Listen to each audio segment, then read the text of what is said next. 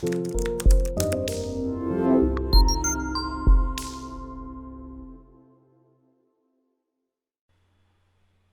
says, I currently work for the DoD, but I'm thinking that the private sector is where the money is at.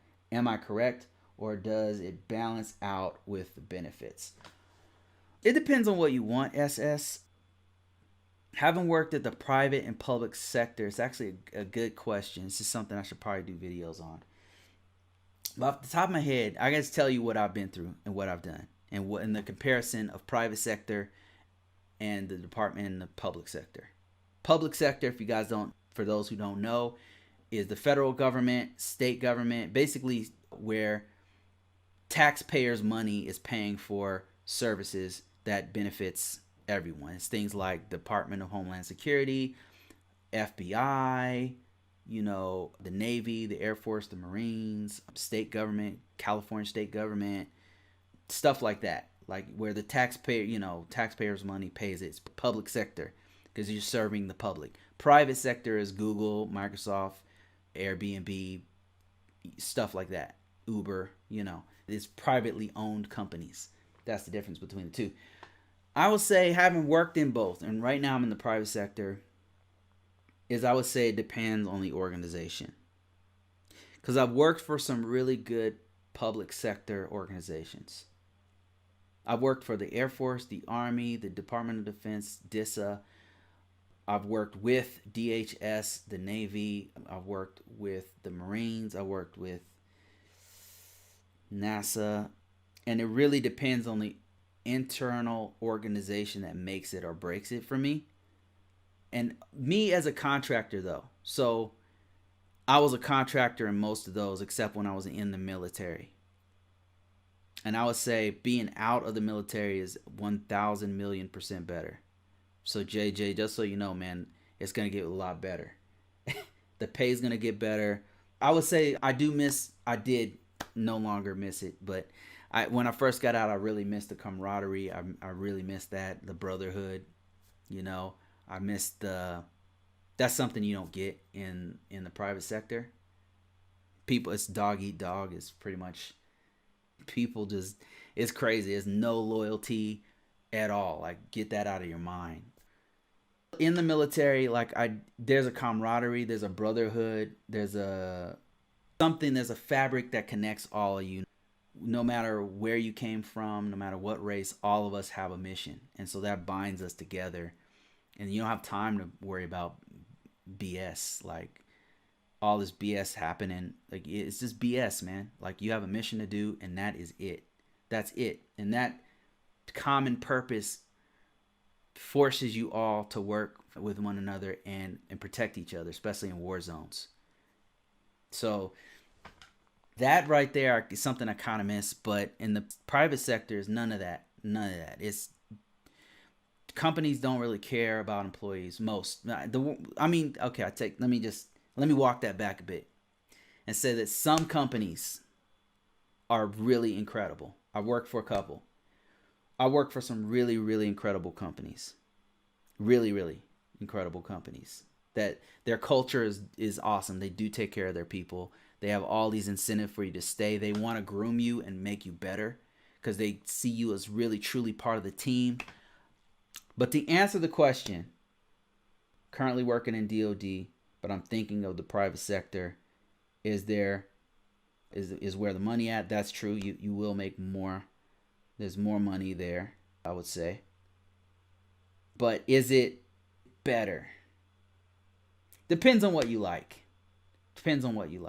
If you like the camaraderie, if you like the brotherhood, then no, you're not gonna find it in the private sector. I mean, I personally haven't found it. Maybe it exists somewhere, but it's very rare. And the current job I'm at is feeling like that in the private sector. But I haven't been to 10 different jobs. I'd say it's very, very, very, very rare. Is it worth it? Depends on what you like. It really depends. For me, I prefer the private sector overall. I gotta say. I prefer the private sector at a good company. Because the thing about the public sector is that I would get a contract job with, say, the Army, right? Just for an example. And this is just an example. This is not, the names have been changed to protect the innocent. But I get a job with, say, the Army, right? Some organization in the Army. And you're a contractor. So basically, what they say goes. And that's all there is to it. There's no negotiation. Here's how it is. Here's what you'll do, period.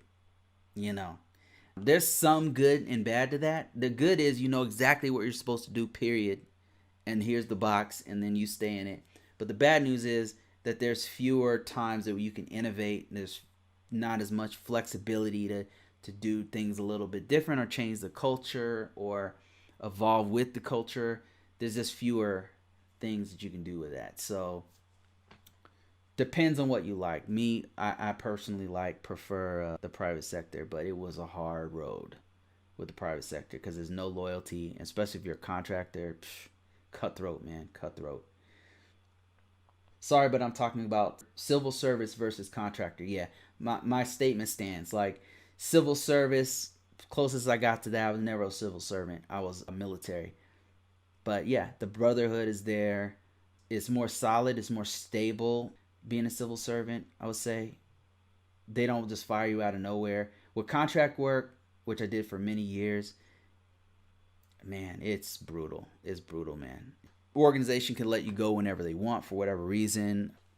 They can lower your pay for any reason. They can increase how much time you work for any reason. Unfortunately, there's not a lot of protections for contractors. There's not a lot of protection for contractors. So contract work sucks. I don't want to do it again. But if I have to, I will. I mean, maybe if I do it for myself, for my own organization, if I have one, then yeah. But for another organization, I'd rather not do it. It was just too volatile. Really hard to do, especially if you have a family. If you're single, then it's fine. But if you can be an employee, that's just my 2 cents. All right. I'm about to let this thing go. I got how many people? 11 people watching. And I appreciate everybody. Thank you guys for your questions. Thank you guys for sticking around. Once again, if you are interested in knowing more about cybersecurity, knowing more about stuff I'm talking about, information system security officer work, risk management framework, if you're interested in it, go check out ConvoCourses.com.